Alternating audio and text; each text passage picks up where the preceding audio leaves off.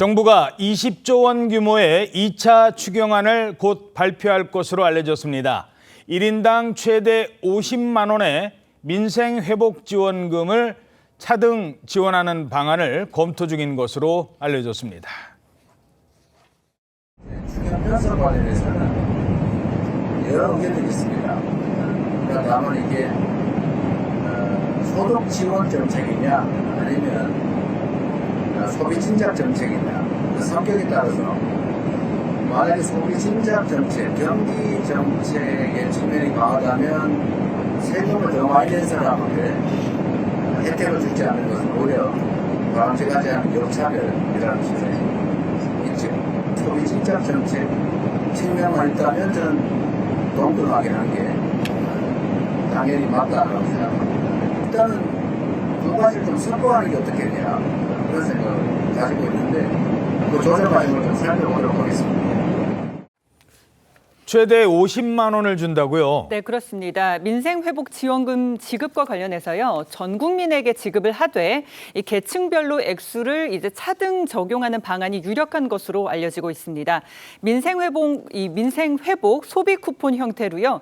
1차 때는 일반 국민에게 15만 원을, 그리고 차상위 계층과 한부모 가족에게는 30만 원, 기초생활수급자에게는 40만 원씩 지급을 하고요. 2차 때에는 상위 10%를 제외한 전 국민에게 10만 원씩 추가 지급하는 방식 등이 거론됩니다. 2차 지급액을 모두 합치게 되면 지원금은 최대 50만 원에 이르게 됩니다. 이재명 대통령은 그동안 1인당 25만 원씩 전 국민 지원을 공약해 온 바가 있는데요. 지난 1차 추경 때도 민주당은 경제 활성화를 위해서는 1인당 25에서 35만 원씩 보편 지급해야 한다고 주장을 해온 바가 있습니다. 재정 부담과 여론 등을 의식해서 보편 지급액을 낮추는 절충안을 모색한 것으로 보입니다.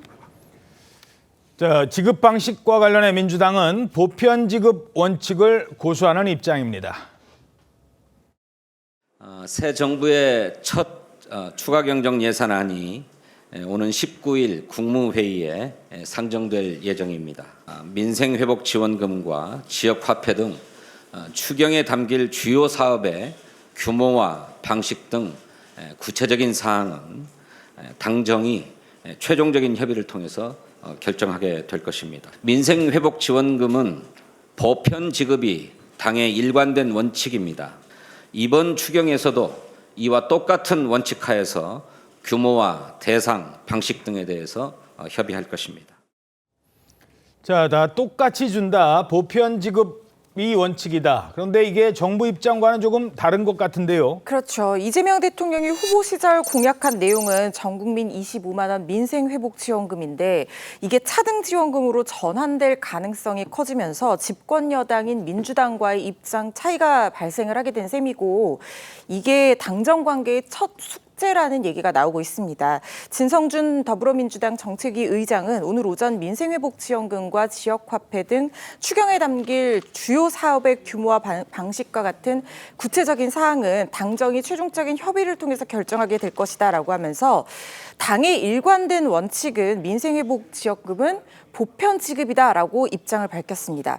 앞서 어제 한민수 대변인도 당의 공식 입장은 보편적 지원이 필요하다는 것이다라고 얘기를 하면서 지금 당과 정부의 입장 차이가 계속해서 확인되고 있는 상황인데 여당 내에서도 선별 지급 방식을 거드는 목소리도 또 나오고 있습니다.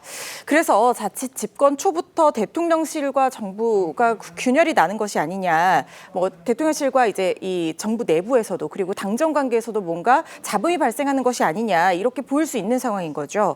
오늘 19일 국무회의에서 추경안이 상정될 예정인 만큼 국무회의 이전에 당정 협의가 진행이 돼서 최대한 매끄럽게 진행하는 수순을 밟게 될 것으로 보입니다. 야당인 국민의힘에서는 비판의 목소리가 나오고 있습니다. 이재명 정부에서 2차 추경에 민생회복지원금을 포함해서 20조 원을 편성한다고 합니다. 어떻게 재원을 마련했나 궁금했는데 올해 배정된 가덕도 신공항 건설 예산 9,640억 원 중 상당 부분을 전용하는 등 재원을 마련한다고 합니다. 지역 소멸 걱정하면서 볼경에 투자하는 재원값과 전 국민에게 나눠주는 게 이재명식 경제학입니까? 자, 그러면서 베네수엘라를 언급하기도 했다고요? 예, 그렇습니다. 현금을 살포하면서 미래 투자를 포기하면 베네수엘라의 전철을 밟게 될 것이다라고 주장을 한 건데요.